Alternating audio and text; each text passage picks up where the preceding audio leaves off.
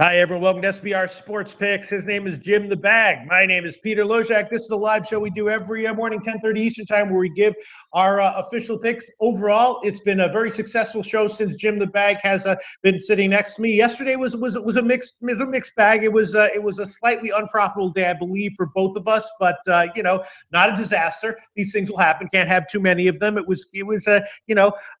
nailed the under in the NFL game, but in MLB. We kind of, we came close with the Houston game. I had the over 10, wound up falling on 9, and that's the thing. Like MLB playoffs, I mean, you see that. That's the stark difference between MLB playoffs and regular season is, a guy like Porcello gets hit a little bit, then they yank him in the fourth inning and bring in Chris Sale for relief for 5 innings. I mean, that stuff happens all the time in the playoffs, and that's why it's much more unpredictable in the playoffs and regular season, Jim. Yeah, absolutely. Yeah, I was down 1.20 units here on the show, up $214 for a 6th straight profitable day. Nice. Documented. The Houston first 5 looked good after 2 innings. Yeah, it's just the way everything goes. And then let me see what happened. What else happened? I hit with Houston, and then I lost quite badly with the Nationals Cubs over. Yep. And then what else was there? There was in hockey. In hockey. We had some okay picks. We had some not great picks. The Sabres suck, dude. Dude, Buffalo suck, dude. I'm going to ditch my Sabres plan immediately. 3 games in. What's up with that team? It was pretty funny. I got tweeted by Vern Fiddler, great NHL hockey player, and he was laughing that I was going to keep hammering the Sabres. And I will stop. I hit with the Flames, though. Yes. Plus 1.13 units. They stopped their 29-game losing streak at the Honda Center, winning 2-0. I was also right about the Winnipeg goaltending situation, which is nice to see that Hellebuyck is yes, doing what I thought he would do and going to take the #1 reign there. That was a big win over the Oilers. So I have I'm up 0.70 units in hockey, which is fine. It's fine, it's but fine. It could go south in a hurry. That's so true. There is no patting myself on the back. Yeah, I'm 4-2 in baseball, up 1.80 units. And overall on this show, I'm 10 for 16, up 3.50. Very, very nice, Jim. Yeah, and yesterday also in hockey, I do the closing line show with Donnie Rightside every Monday, and I wound up, and I talked about it in the show. I wound up taking the over in the Leafs game, and Chicago 6.5, and the first period over, which also won. And I told Donnie, I was also on Calgary with you. I looked into that a little bit after our show, and I was like, "Oh, that's the right side." And so I wish I had been able to give those picks in the show, because then I wouldn't have had a losing day in hockey. I was only down 1 unit, but that's okay. It's hockey is interesting. The Dallas Stars, of course, have slumped a little bit out of the gate, but they're playing well, and I have a feeling that they're going to start to pick it up soon. They do have a game today. So, all right. So overall, things are going okay. We're coming off of a mediocre day. Nothing to be ashamed of. Although we're going to try to change things here for today. And in today's show, I will definitely be adding on a bunch of college football plays to my slate. I've already given Mississippi State -22. Already given UCLA +1.5, and I'll definitely be adding a bunch of others at the end of this show. So wait for that. And crazy game in college football. I mean, in the NFL last night as well. The under did wind up covering. All right, so let's get into the card for today. Let's start with the MLB game. Just one game: Washington and the Cubs. Rourke and Arrieta, and the Cubs are a big favorite here. I think I am definitely liking the under on this one, and I'm not sure how I'm going to give it one way or the other, but I am definitely liking the under here. Arrieta coming back from a hamstring injury, but I think he'll be okay. Both these guys, obviously overall on the year, good. At times struggled, but I think that they're going to come out. And again, if they throw like 2 pitches that are a little bit off, they're out of there, and someone else will come in. As we saw yesterday with Porcello. So I'm liking the under, Jim. I'm going to hit the over in this, and I know I got burnt very badly yesterday. I know I'm doing the exact same thing that screwed me yesterday, saying that Arrieta has to prove himself to be healthy. Now I know I got burnt. Scherzer looked incredible, 5 hitless innings, and I took it right in the drink hole, which will happen. I'm going to make the same possible mistake today with Arrieta. I just don't trust that he's healthy. This is a enormous start for him because he's an impending free agent. In September, I know he was dealing with the sore hamstring, but he went 0-2 with a 6.10 ERA. I'm lucky and thankful to talk about this bet before all the lines moved to 8. I still have a chance to get in at 7.5. You see, yes, I think so. Yes, there's a couple of 7.5s available. 7.5 minus 118 at Pinnacle. I understand why someone would want the under or like the under. Tanner Roark is from Wilmington, Illinois. He always steps up when he plays the Chicago Cubs. 4-2 career. He is 2.84 ERA against them this year. He had an okay season, but he was much better post All-Star break. And then September was not very good for him. And that caught me by surprise. And I lost money betting on him in September. Yes, he did struggle a little bit at times when you thought he was going to be okay. Yes, that's true. That's absolutely right. And 2-3 with a 4.40 ERA, held opponents to 250 average in September. I'm going to take the over again. It's an official pick. And we shall see. All right. Well, there's a chance that you'll cash and I'll push because I'm going to take the under, and there are 8s available. So you'll be getting over 7.5 minus 118. That's at Pinnacle, and I'll be getting under 8 minus 115 at Intertops. Friend of the show, sponsor of the show. Intertops right here, currently with the best line if you want the under at 8 minus 115. 5 Dimes also has 115 if you have them. Yeah, under 8 minus 115. Jim the Bag on over 7.5 minus 118. And I'm looking around for some other. Let me just. Where the hell is this shit? For some other unders, I might look at the second half under, or I'm actually thinking that Arrieta might have a particularly good start here. So I'm looking at the team totals for a second. Just give me 1 second here. Yeah, 3.5 for Washington, 4 for the Cubs. I think I'll just stick with the full game. Although the second half is also looking pretty tempting as well. Though I can't pull up the second half here. Maybe I'll look for the Heritage second half. All right, but Jim and I going head to head. That's a scary proposition, Jim.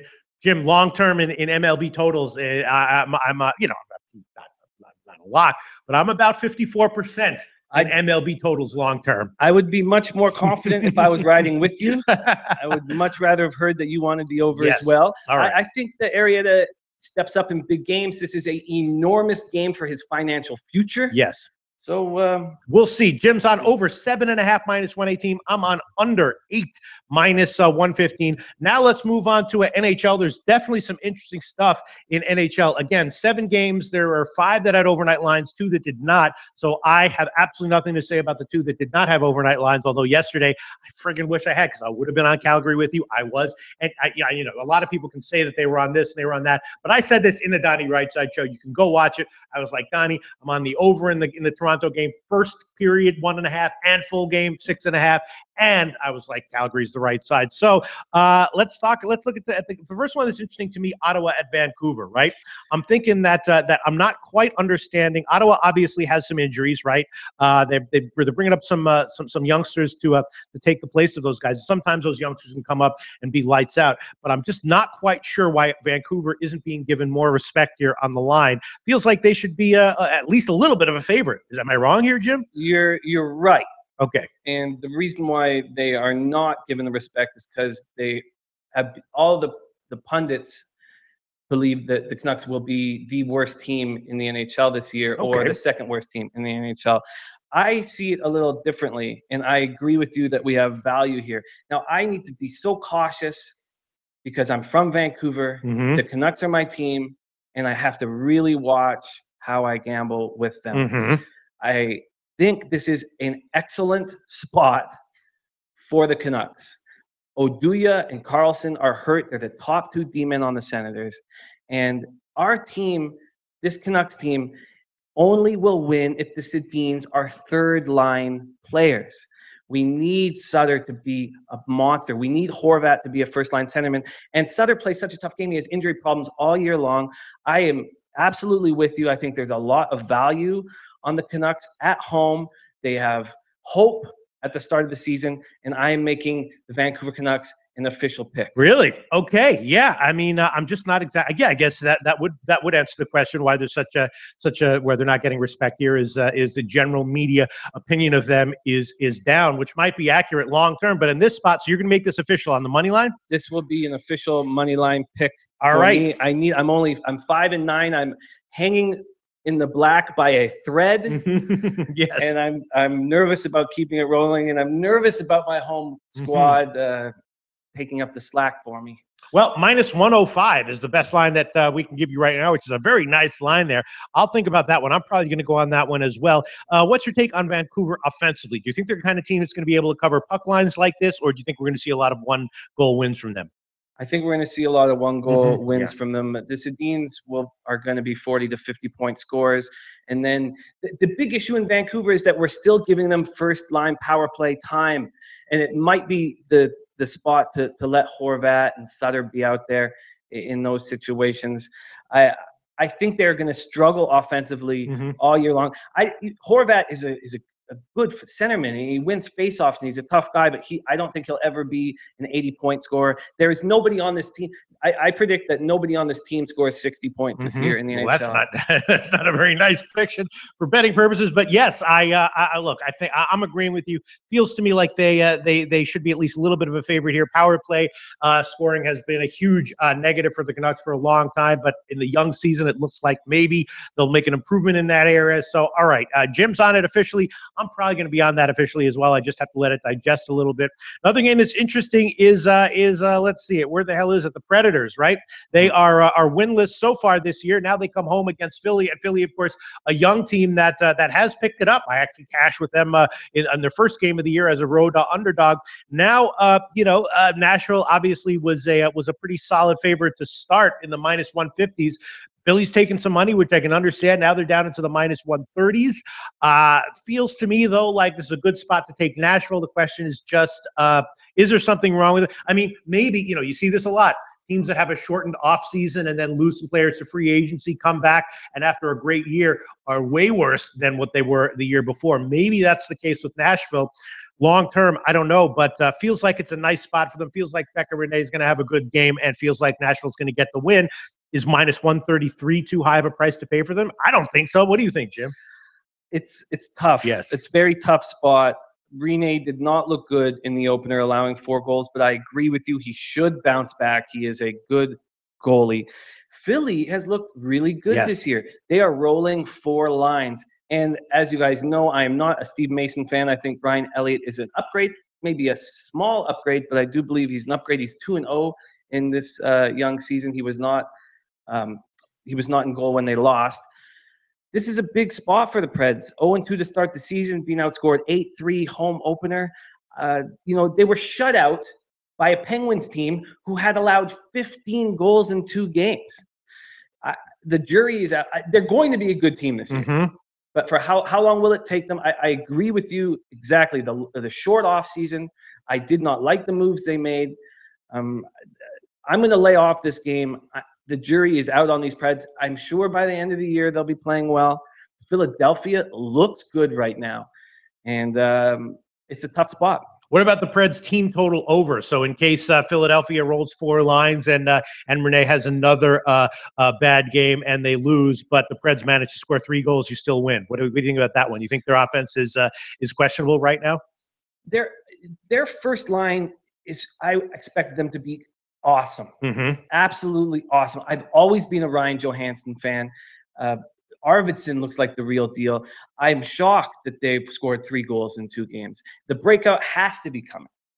Yeah, that's what I'm thinking, Jim the Bag. All right, I don't know what I'm going to think of, what I'm going to do with that one, but let's move on. Some other interesting games on the hockey card. Let me just hold on. Let me just find it. Let's see, what else do we have? We have Dallas against Detroit. Obviously, Detroit playing some young guys and getting some nice production out of them. Dallas, again, they haven't gotten results in the win-loss column, but their advanced analytics are looking pretty good. They're playing very well. Again, they're a big favorite, not a huge favorite though, not one of these minus 230 lines, just minus 150s, minus 160s. What'd you take on this one? Do you think Dallas gets a win here?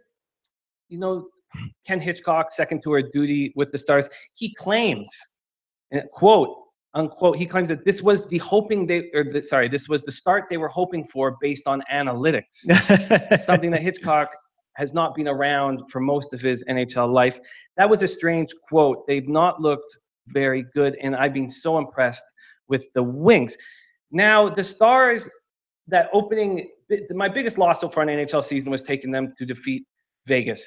But Bishop also had to leave that game, and so you got unlucky there. That doesn't mean that like taking them at -230 was a good bet, because quirky things happen, and that's why you can get burned when you take a big bet. You did get some bad breaks there. Yeah. And Bishop is back. Right. And Bishop is a good goalie, and he's got, you know, a new team, and I believe in Bishop. I think he's going to have a good year. But this Detroit Red Wings team, I need to study them. This is not your dad's Red Wings. 212 second rounder Martin Ferk is leading their offense, or their forwards in scoring, and then 6'5", 2013 first rounder Anthony Mantha is also tied for. I mean, these are players that I don't have a long history with, that I need to study. I love the Trevor Daley pickup. Their defense looks good. You know, Robinson Yepes was on Detroit at the beginning of the year, and I kind of steered him away from them, and it was a mistake, and I apologize. They're clearly a better team than I expected them to be. How good, the jury is out. Dallas has to start winning soon. Yeah, and the Red Wings also look pretty good in the preseason as well, which was a sort of an indication that things might not be as bad for them in the regular season. So yeah, that's an interesting one. What do you expect from Bishop here? Because I was thinking maybe a shot with the over at 5.5, unless you think that Bishop's going to have a great lights out game. He can be scored on though, right? He can be scored on. Jimmy Howard looks really good. I didn't even think he was locked as the #1 goaltender, and he looks really good to start this young season. I would be afraid to take any offense from Dallas Stars in my action, because they have not proved that they're capable of it yet. I took them to miss the playoffs at the start of the year as one of my futures bets at +500. They're a top-heavy team, and now the top isn't scoring. I've never liked Jamie Benn off the ice, and that affects me, and I don't want that to get in my head when I'm gambling. And he's a BC. He's from my home province as well. This team has not proven that they can score yet. And until they do, I will not put money on their offense. Okay, and then the Vegas playing Arizona in their home opener. Of course, they already played in Arizona last game. Arizona won a low-scoring game there, 2-1. Now they're back in Vegas. Home opener, very emotionally charged game here. You know, the lines are close to being even. Vegas's first 2 games were very low scoring. I'm thinking that we might see a sneaky high scoring game here. Maybe we'll see an over. What's your take on Arizona Vegas, if any? Well, clearly this is going to be a very emotional night. Very emotional. In Vegas. Vegas D-man Nate Schmidt was going to go to the concert and didn't get out of dinner in time. Derek Englund, who I've been extremely impressed with in the last couple of years. I thought he was just a ruffian, you know, who wasn't going to be able to be a top 4 defenseman. He actually played for the Las Vegas Wranglers in the ECHL from 2003 to 2005. He's lived there for the last 14 years. He had friends at the concert. He had friends that were among the first responders.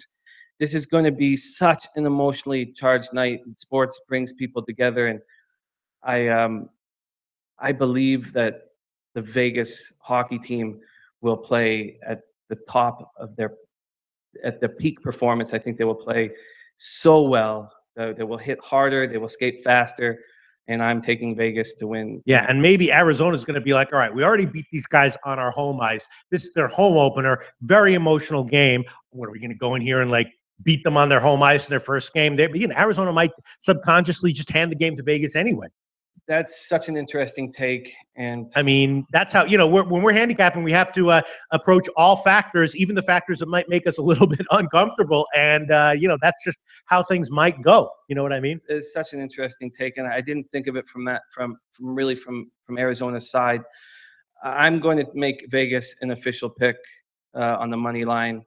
And I'm so thankful to be in the sports business and to have anything to do with sports, because it just brings people together and makes people happy.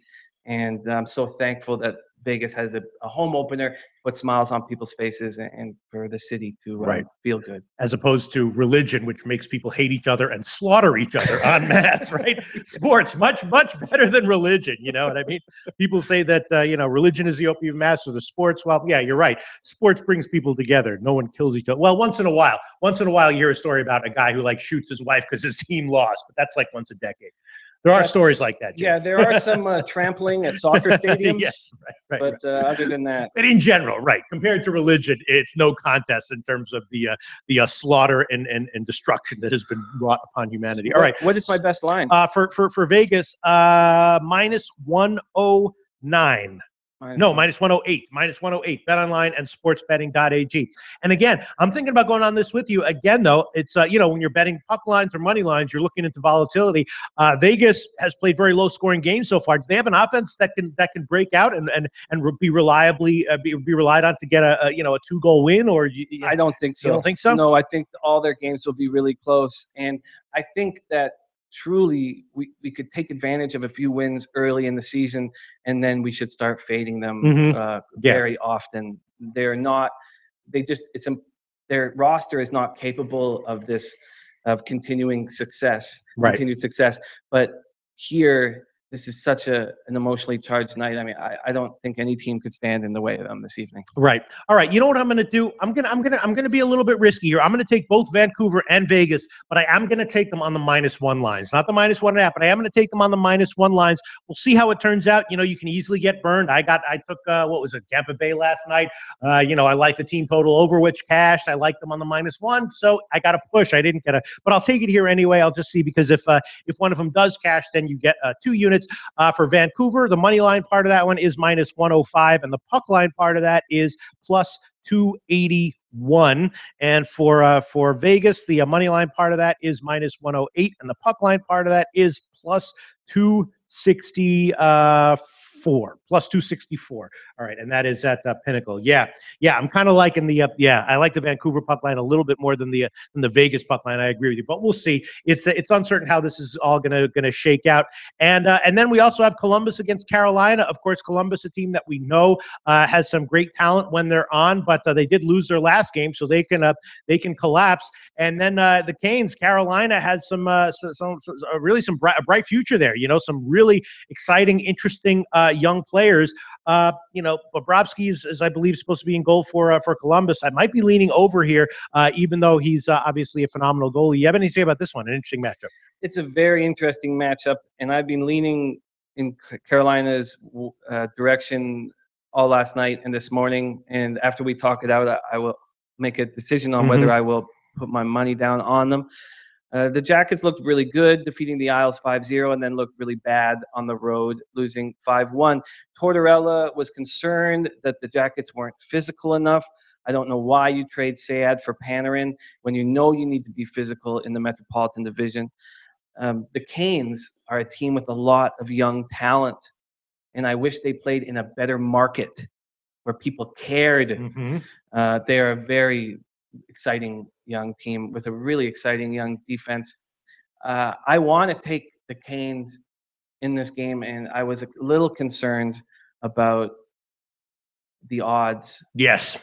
Small favorite. I'm going to pass on this one. It's a total pass for me, but you may have an edge here, Jim. If you see something, you're gonna pass on this one or give a pick here. Well, what is the best line? You can think about it. For the Canes, the best line would be -124 at bookmaker, BetDSI, BetOnline, SportsBetting.ag.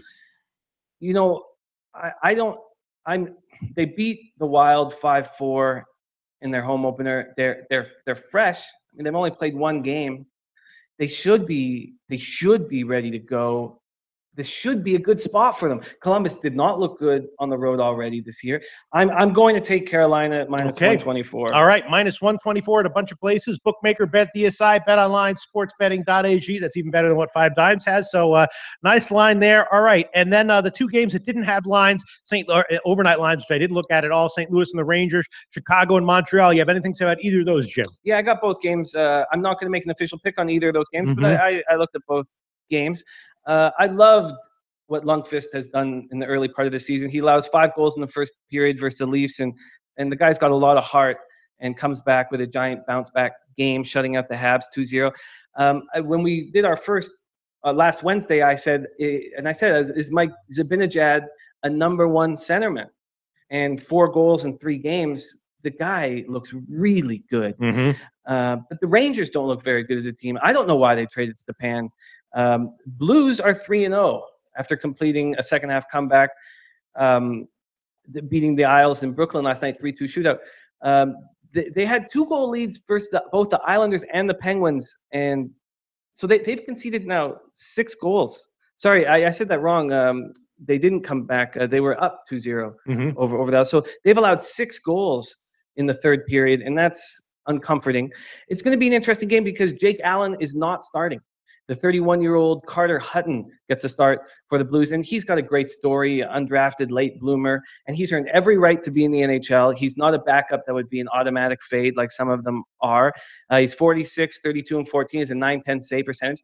And last year with the Blues, it had to help playing under Martin Brodeur's watchful eye. But I do think that having Hutton, I mean, you obviously, if you're going to bet on the Blues, you want Jake Allen in goal. He's looked awesome so far this year. And having Hutton in on the road, I mean, this looks like a nice spot for the Rangers, but I don't trust them as a team, and I'm going to watch. Yeah, I kind of like St. Louis. They're playing a lot faster pace this year, and I think that's a nice improvement for them. So my first thought is maybe St. Louis as an underdog, but again, no overnight line, so I haven't even looked at it. So I'm not going to be able to give a pick on this one. Although again, God, I'm so frustrated because I looked at the freaking Calgary game last night, and I was like, oh man, that's the right side. That's so the right side. And I told Donnie right side that. All right, that's the last time I'm going to say that. All right, and then Chicago Montreal. You have anything to say about that one? Yeah, I took a lot of heat for saying that the Habs would be bad this year. Now, I thought that was like sort of generally understood that they have the same kind of team as always, which is Carey Price, awesome, and then questions the rest of the lineup. I think it was generally understood too, but I'm from Canada, and we have an enormous amount of Habs fans, and I took a lot of heat online, and then I bet against them in the first game, and that's their only win this year. But I took a lot of heat. They have scored 1 even strength goal in 3 games, 1 goal total in 2 games. The Blackhawks have scored 18 goals in 3 games. I think this is now we've seen back-to-backs be tough so far in the early part of the year for hockey teams. They're not used to them. But Corey Crawford gets the start in his hometown. He's looked awesome this year, 2 goals in 2 starts with a .968 save percentage. If this wasn't a back-to-back for the Blackhawks, I would hammer them. And what are the odds right now for the Blackhawks? Yeah. Best line would be +111 at BetDSI. +111. I'm not going to take teams on the second half of a back-to-back early in the year. I think that this is a great spot for Chicago, but this should be a good spot for Montreal with the tired team. That was a very intense game last night in Toronto. Austin Matthews with the overtime winner. The Maple Leafs to me are far superior than the Habs this year.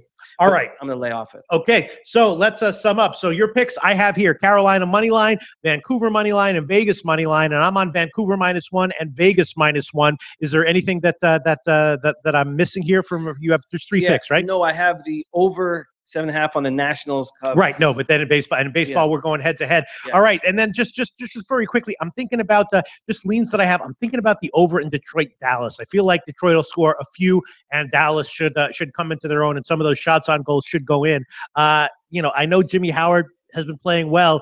Do you have anything to do? Any guidance for me on taking a shot with the over 5.5 in Detroit Dallas? Yeah, I do. I think I would lean towards only taking Dallas's over.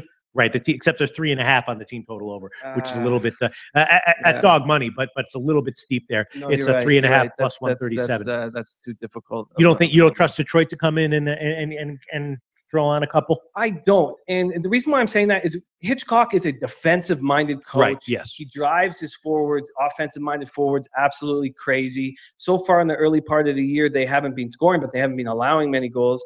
Bishop is an upgrade in goal. All right, I'll keep it simple today. I'll just do the 2 big dog -1 lines that I do have. Hopefully, at least one of them will win, and then I'll be fine. Jim the Bag has 3 different money lines, and hopefully 2 of those will win, and you'll come out positively. Or really, maybe, hopefully, all 3 of them win, and then you'll come here sitting with a huge smile on your face tomorrow. And we're going head to head. In MLB, Jim, I'm on the under, you're on the over, and then let me just quickly look at the college football and throw on some of these college football plays that I looked at last night that I said I was going to give. Let me just quickly find my picture. Yeah, I've already given Mississippi State -22 and UCLA Sorry, UCLA plus 1.5. Okay, one play that I'm definitely going to give, that I definitely bet, is going to be the under in the Temple game, Temple and UConn. I got it at 61.5. It's now still 61.5, so I'm on the under 61.5. Best line right now would be at Pinnacle minus 107. Of course, we know what kind of game Temple plays. UConn can be very explosive, but I think Temple dictate the pace here, and I took the under on that one. UConn and Temple under 61.5. Let's see. That's one that I definitely wanted to make sure I was going to give. Rutgers, Illinois on the under is also a play that I gave. Not necessarily a super great play, but I think a moderately solid lean there. I will give that one, what the hell, under 48 minus 107. Rutgers, Illinois. Jim the Bag's writing down all my picks so you can go and pound them as soon as the show's over. That's fine, though. No, you should. Listen, Jim, look, this is where I track my college football picks, right? Here on covers, right? Look at this. Totals out of 49.92, 90. That's sides crazy. Overall, what does that say there? 34. Out of 4,992. There you go. All right. So if you're writing down all my picks and running to the sports book to bet them after this show, I can't say that I would dissuade you from doing that. All right. So those are two plays that I'm definitely going to give. I also I also bet and picked the under 68.5 in UNLV Air Force. That's now 67.5. I was wrong about the UNLV total last week, but this week, again, I think we're going to see a lower scoring game. I definitely bet that one. Not sure if I want to throw that one on, but Jim's like, is this official? Jim's like, well, should I do it? What should I do here? What's Peter saying? Yeah. So, all right, you know what? I will throw that one on. What the hell? I'll throw on all my leans. Under 67.5, minus 107, UNLV Air Force. I also bet the over 44 in Eastern Michigan Army. That's now at 44.5, but I have to look into that one a little bit further, so I'm not going to be giving that one as an official pick right now. Jim's like, delete. All right. So those are three totals that I'm going to give. And then as far as the sides are concerned, there's a whole bunch of sides in college football that I bet. Let me just find them all. Yeah. Tennessee and South Carolina is interesting. I'm definitely feeling like it's probably a bounce back spot for Tennessee. I'm going to have to look into that a little bit closer, but I definitely picked that one and bet it. I guess I'll do a little bit more research into that one, but it definitely feels like a big bounce back spot for Tennessee to get the win. Mississippi State, I already mentioned.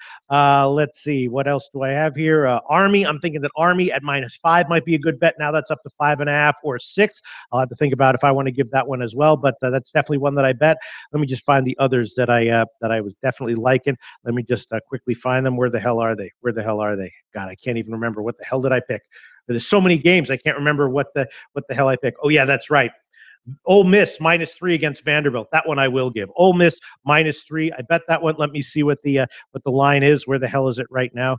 God, it's just too many friggin' college games here. Ole Miss, where is that line? Sorry about this. I just have to find the game. Yeah, it's still -3, and I'll give that one as an official pick. -3, -106 at Pinnacle. That's the line there. What else did I bet? I bet Akron +13.5 at Western Michigan. I think that's probably a decent play. I bet Georgia State +7 at ULM. I think that's probably a decent play. I did also bet Idaho +12.5 against Appalachian State. Obviously, Appalachian State, a very, very tough team, and but it's a big travel spot for them, of course. And so at 12.5, I took it, and I definitely like that one. I also bet Colorado -12.5 against Oregon State. Bowling Green +9.5 against Ohio. So all these are plays that I bet. And let me just and I also took Kansas +20.5 against Iowa State. Iowa State, of course, coming off the big upset win against Oklahoma. Kansas, team that I've been betting this year many weeks with mixed success. Sometimes been doing okay with them, sometimes not. But all right. So what will I throw on there? I will throw on for sure.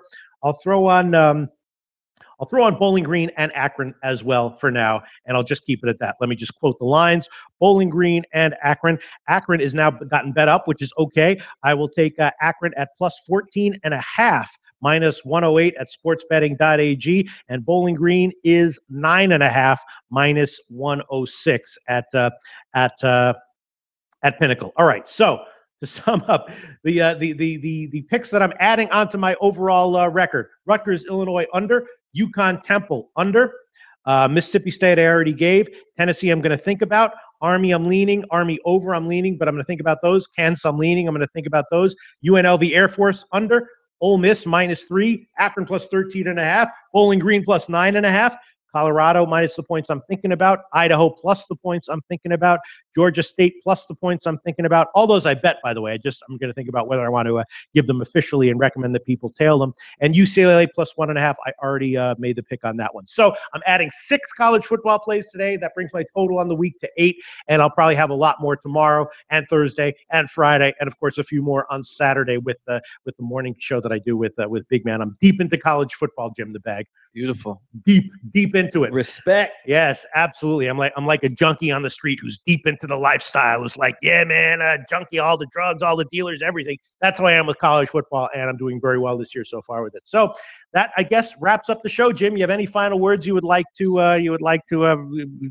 hit our viewers up with? Thank you guys so much for watching. Thanks for watching. Let's have a profitable day. Absolutely. I've got 6 straight, and I don't think I've ever had 7 straight. So Really? let's sit here and have 7 straight profitable days. Very nice. Very nicely done, Jim. We will be back tomorrow for the Wednesday card.